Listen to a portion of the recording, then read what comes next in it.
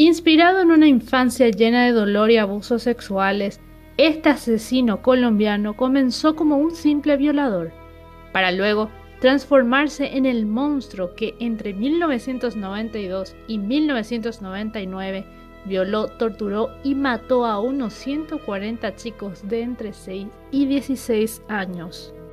El colombiano Luis Alfredo Garavito ha pasado a la historia del crimen como uno de los asesinos en serie más prolíficos.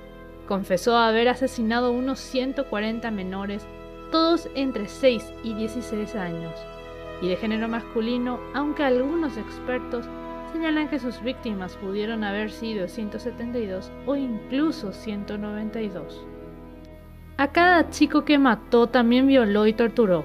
Adoraba manosear a sus jóvenes víctimas, pero también los golpeaba, les pateaba el pecho, la cara y el estómago. Les saltaba encima, les pisoteaba las manos, amaba hacerles quemaduras con vela y solía morderles las tetillas, al igual que Chikatilo. A algunos le amputó dedos, les cercenó las orejas e incluso los genitales.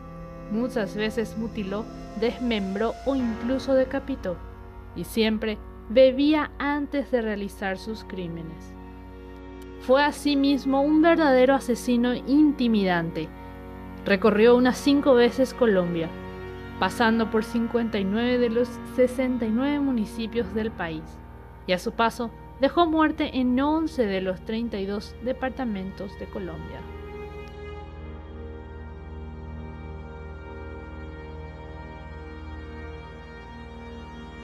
Luis Alfredo Garavito nació el 25 de enero de 1957 en el municipio de Génova, Quindío, en Colombia.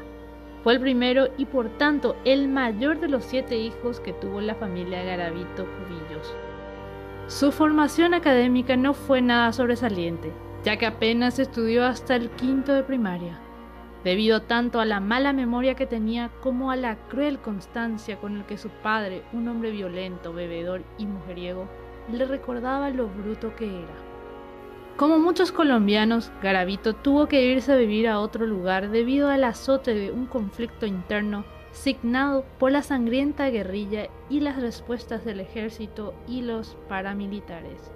Llegó así junto a su familia al caluroso pueblo de Ceilán, en el norte del departamento del Valle. Allí en Ceilán, Garavito ingresó a la escuela Simón Bolívar con gran entusiasmo. Al comienzo todo iba bien para él, pero pronto sus problemas internos empezaron a transformarlo en un niño tímido e introvertido, usualmente violento y frecuentemente molestado por sus compañeros, que le tildaban de garabato. Sumados a esos problemas sociales estaba el complejo de inferioridad que en Garavito se iba acentuando al saber que encima de ser un niño con lentes al que hostigaban, era un niño con pánico escénico, con miedo de pasar al pizarrón y claro está, sin la capacidad de sobresalir en los exámenes y demás asuntos de la vida escolar. Paralelamente a toda esa frustración escolar, Garavito nunca tuvo un buen entorno familiar, por lo que años después declaró que tenía la desgracia de estar dentro de una familia que se la pasaba discutiendo, peleando y lanzándose palabras de grueso calibre. Fue en esa familia donde Garavito sufría viendo cómo su muy rígido padre golpeaba a su madre y la arrastraba, mientras ella lanzaba gritos desesperadamente. Sin embargo, hubo una escena que lo marcó particularmente, por lo que años después declaró: "Yo vi cuando él la cortó. Esa imagen quedó grabada dentro de mi cerebro de por vida. No la he podido olvidar, yo fui el único que la defendí.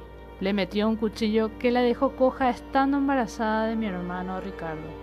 Fueron casi 40 años que le aguantó mi mamá a ese señor, sintiendo humillaciones y desprecios. Recuerdo que le decía: yo la recogí del fango, mujerzuela". También el padre de Garavito era un individuo que, además de tratarlo de bastardo e imbécil, solo lo tomaba en cuenta para que cumpliese sus órdenes y las diversas tareas que le encomendaba, a lo que sumaba no permitirle a Garavito el tener amigos ni novia. Sexualmente tampoco era una muy buena influencia. Como el mismo Garavito contó: "Mi papá no dormía con mi mamá, dormía conmigo. Él me bañaba, no recuerdo que él me haya acariciado.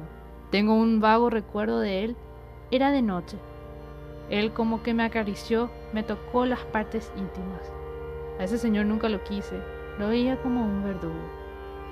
Continuando el proceso de degeneración sexual de Garavito, entró un amigo de su padre, un tipo que era vecino, dueño de una droguería del pueblo y abusivo consumado. Ese hombre torturó y violó a Garavito cuando apenas tenía 12 años. Lo ultrajó, golpeándolo y mordiéndole las partes íntimas y las nalgas, quemándolo con una vela, amarrándolo a una cama y obligándolo a hacer cosas tan infames que ni él mismo Garavito quiso confesar años antes. Fue por culpa de aquel monstruo que Garavito no se entusiasmó cuando el hermano de una señora le mostró revistas pornográficas. Lejos de darse por satisfecho, el amigo del padre de Garavito iba a visitar a Garavito cuando éste dormía con su hermano Rafael en la tranquilidad de la finca, sacándolo de la habitación y llevándoselo a algún lugar del campo para violarlo a su gusto. Por aproximadamente 2 años, esa fue la infernal rutina sexual de Garavito, hasta que fueron a Trujillo, donde las cosas tampoco mejoraron, ya que allí, cuando el padre lo mandó a comprar unas inyecciones de una farmacia, un sujeto, otro conocido de su padre, violó a Garavito, cosa que repitió algunas veces más, sin ser jamás delatado, puesto que el pobre chico temblaba de miedo ante la posibilidad de que su padre no le creyera a él sino a sus amigos. El daño era ya definitivo, según se ve en las palabras de Garavito. Después, yo empecé a sentir una atracción hacia las personas de mi mismo sexo. Mis hermanos y hermanas estaban muy pequeños. Yo sentí como algo y todos nos fuimos hacia una cama donde yo insinué que se quitaran la ropa y empecé a acariciarlos.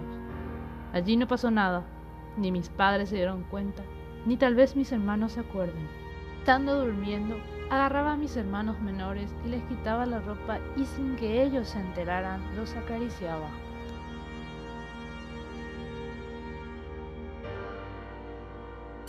Luego, aún de adolescente, Garavito fue un poco más lejos e intentó acorralar a un niño cerca de la estación del tren. Violarlo no era su intención, solo quería abusar ligeramente del inocente niño, por lo que empezó a tocarlo en sus partes íntimas, pero este gritó. Afortunadamente, vinieron unos guardias de la defensa civil que le llevaron a Garavito. Posteriormente fue liberado y su padre, que le prohibía tener novia, actuó de una manera aberrantemente incoherente e incomprensiva. Según contó Garavito, después de eso me largan y resulta que mi padre me reprendió. Me dijo que si acaso no había mujeres. Pero mi papá no me dejaba tener novia y a mí me tocaba ocultar todas esas cosas que me pasaban.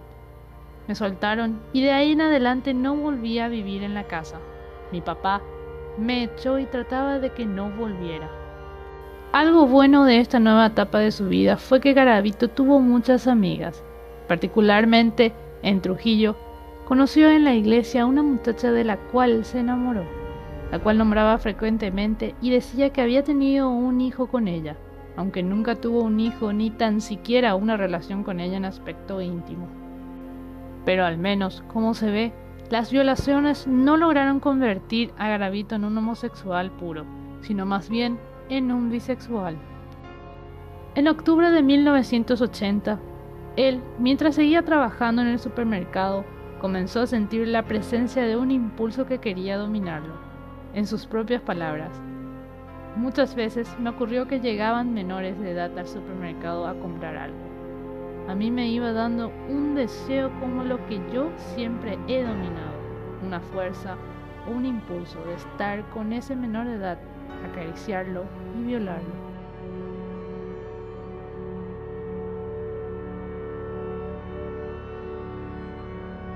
Hasta aquí el video de hoy. Ya saben que pueden encontrarme en Facebook y Twitter. Espero que les haya gustado el material. Por favor, suscríbanse y nos encontramos la próxima.